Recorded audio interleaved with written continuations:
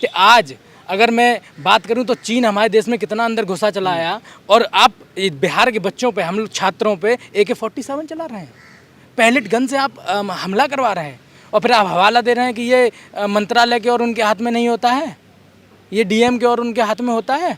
तो ये जब अयोध्या वाला कांड हुआ था तो ये लोग भूल गए थे क्या? हम लोग इतनी साल से बताते चले आ रहे हैं, तब ये लोगों ने क्या आरोप लगाया था विपक्षियों पे और लोगों पे, क्या आरोप लगाते थे? तो सारा ज्ञान क्या यही भाजपा के कार्यालय में बिठा के दिया जाता है? सबसे भ्रष्ट, सबसे ज़्यादा भ्रष्ट अगर देश में पहली बार कोई सरकार आई है तो वो भाजपा सरकार है। लेकिन आप लोग को दहशतगर्द भी कहा गया था कि दहशतगर्दी आप लोग फैला रहे हैं जंतर मंतर पर। इस्तीफे से पहले जो बयान जो वायरल हो रहा था धर्मेंद्र प्रधान का, उसमें ये भी कहा गया था, और अभी अमित शाह का इस्तीफा LOP मांग रहे हैं। देखिए, हम लोगों ने जब भी अपनी मांगों को लेकर के बैठने का काम किया, चाहे शांतिपूर्ण तरीके से ही बैठे और बड़े ही संवैधानिक तरीके से बैठते हैं, लेकिन भारतीय जनता पार्टी के द्वारा हमेशा यही आरोप लगाया जाता है कि ये गुंडे हैं, ये अपराधी हैं, ये उपद्रव करते हैं।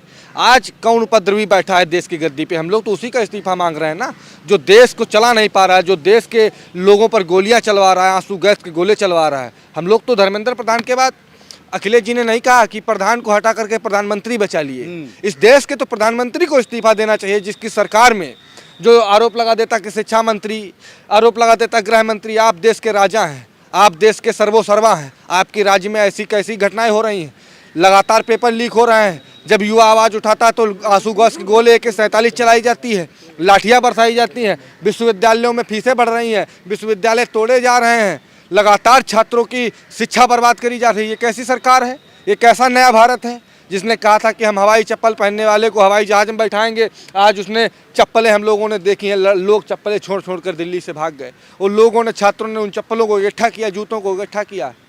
इतना बुरा दिन आ गया है देश का, ऐसी सरकार चलेगी?